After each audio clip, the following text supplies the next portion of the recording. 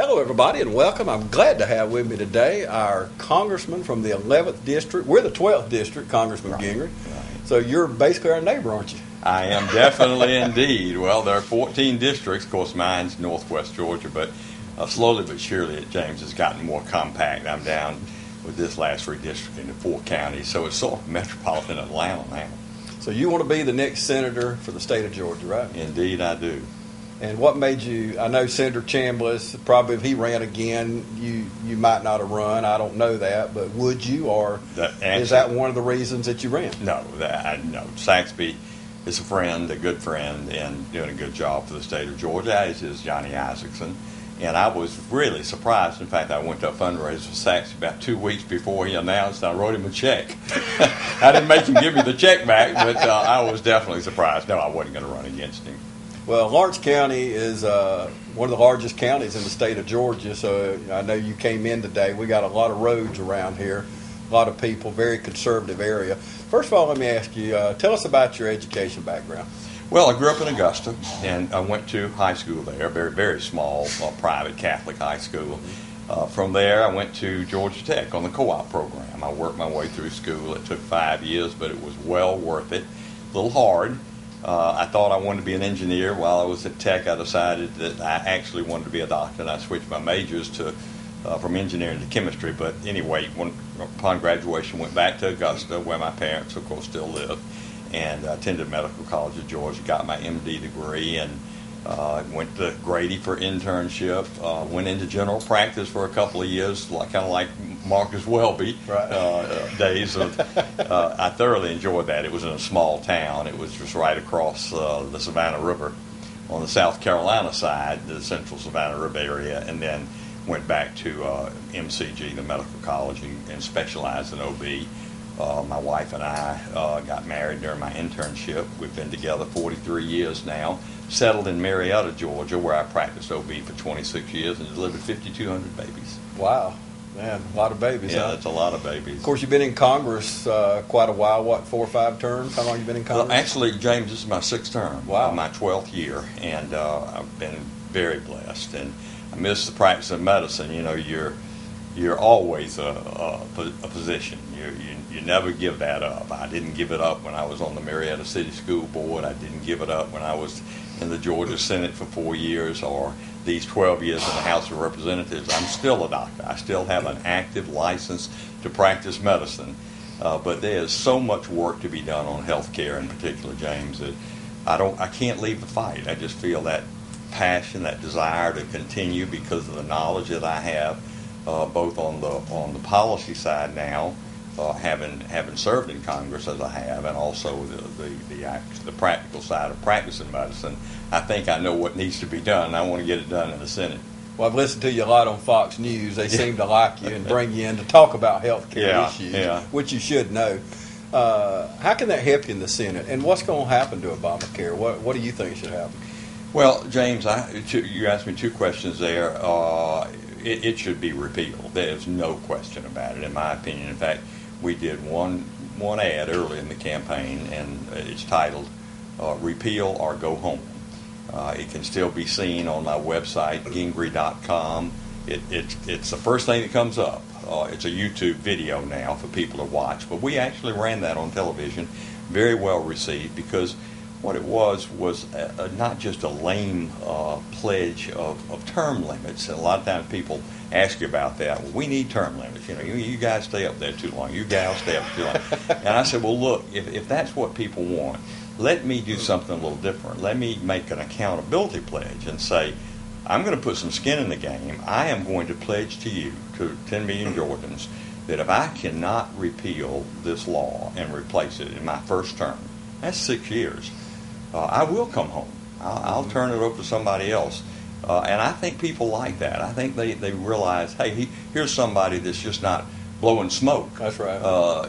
These people that make these term limit pledges, sometimes they conveniently find an excuse. Well, oops, I didn't really mean that, and I've been people are begging me to stay longer. And we've heard that a lot of times. Oh, yeah. I know you have. Yeah, for sure. So you were in Congress. We talked about that. How about prior to that? Did you have any political experience before that? Well, as I was saying, while I was practicing medicine, I decided my kids were all going to public school at Marietta City School System. One of about 30, I believe, in the state. Not kids, right? Yeah, no, yeah, right. But I had 4, and they're all adults. But among them, we have 13 grandchildren, so they're pretty prolific. But I think one of the girls, my wife would kill me for saying this, but one of the girls, we felt like didn't get what she deserved. I don't know whether it was on a sports team or cheerleader tryouts or whatever, just typical parents. And I decided I was going to run for the school board and throw all the bums out. Once I got on the school board, I realized, and my other board members elected me chairman, my responsibility wasn't so much to my kids, it was to the other 10,000 children in the Marietta City School System, and I loved it. I loved every minute of the 4 years. I probably would have run for re-election, but I had an opportunity then to run for the state senate and serve 4 years there. All the time continuing to practice medicine. I would just take a little sabbatical, and when sine die would occur, I would rush back out to Marietta and take extra call and try to make up that lost income or whatever. And but back in 2002, I did get the chance to run for Congress. There was an open seat in the 11th. Of course, it was considerably different then. I had, I think, 17 counties in that newly drawn. They had redistricted, and our congressman moved out, so it was an open seat. And it wasn't very favorable to a Republican, but I took a plunge and won that seat by 0.5%. Wow. And I've been there ever since. So that's kind of the political story. Okay, and of course, if you won, you'd go in office, I guess, January 2015. What would be top on your agenda? January 3rd at noon, in fact, 2015. You're exactly right. Well, I would plunge right in on health care and the economy, the debt and deficit. And James, they're linked at the hip. I mean, there's no question about it. The health care sector, as you know, is 1/6 of our total economy. Our gross domestic product is about $16 trillion today, and 1/6 of it is health care. The government already controls probably 60% of that when you look at Medicare and Medicaid and TRICARE and VA benefits. But at least 1/3 of it is still in the private sector, and it needs to remain in the private sector. The government messes up everything they touch. So clearly one of my first objectives when I get elected is to hopefully to get on the health committee, health, education, pensions, and of course that's up to the majority leader. And certainly I'm hoping that the majority leader will be a Republican and not Harry Reid. I think we need to pick up those 6 additional seats and flip the Senate from blue to red. And that, of course, is very important to me as I pledge to the people of Georgia that I will repeal Obamacare or go home. We will need a Republican Senate. We will need a Republican House. And in 2016, we'll need a Republican president. A lot of people, as you know, are dependent on Medicare, food stamps. How can we reverse that trend?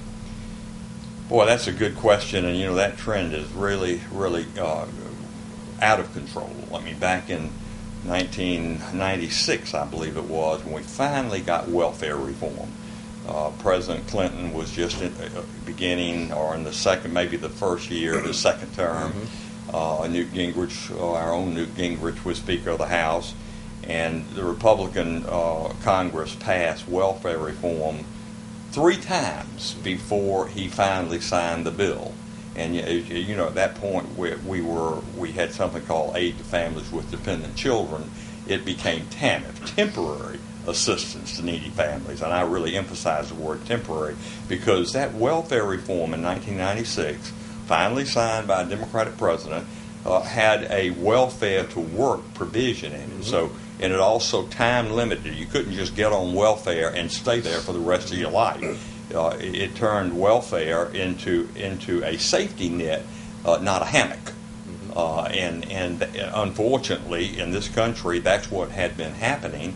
We probably spend $1 trillion a year. I know that's surprising, but yes, with a T. $1 trillion a year on the various and sundry welfare program. I'm not just a SNAP program, food stamps, but the temporary assistance to needy families, you name it. And I think what we have to do is encourage people at a very early age. That's why I'm so much opposed to raising the minimum wage, as an example. At $7.25 an hour, no, that's not a livable wage, but who takes most of those jobs? Our young people, after-school kids that, maybe they have to sacrifice and can't play 3 sports. They can only play 1. And maybe in the afternoon, after school, they go to McDonald's or Burger King or Chick-fil-A or wherever, and they get that job. And probably 2/3 of those kids within the first year will get a raise. But even more important than that, they learn that work ethic, the importance of actually being dependent, taking pride in that. And you start kids, I don't care what background, ethnicity, whatever, they respond to that. And I think if we do that and we have more of that, we'll have less of this lifetime dole of people looking for a handout. It's not a handout they need a hand up. And some, of course, can't work, and we understand that. But I'm talking about people that can work. We need to encourage that through the school systems, through boys' clubs and girls' clubs, or whatever mentoring we can do as parents or uncles or aunts, or and encourage young people. Work is a great thing. It's not just building assets and being able to support your family, but it's a pride in yourself.